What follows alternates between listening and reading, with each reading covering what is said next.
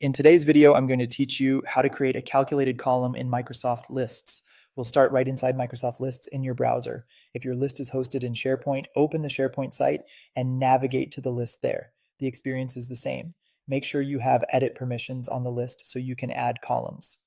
With your list open and items visible, look to the command bar at the top and choose Add Column. A quick menu appears with common choices. Instead of picking one of those, select See All Column Types so you can access the full set of options and settings. When the setup pane or page appears, continue by choosing Next to move into the detailed configuration. Give your new column a clear descriptive name.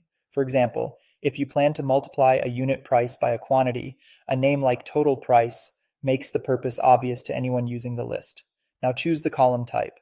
Under the type of information in this column is, select Calculated, calculation based on other columns. This tells Microsoft Lists to compute the value automatically for every item based on a formula you define.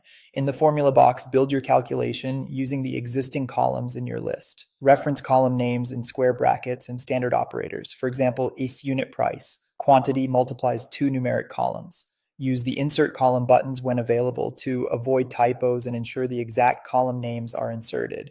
You can also incorporate functions such as if for conditional logic and round to control precision. Keep in mind that calculated columns are evaluated per row, so your formula should depend on values from that same item. Next, decide how the result should be stored and displayed. Under the data type returned from this formula is, choose the appropriate output type.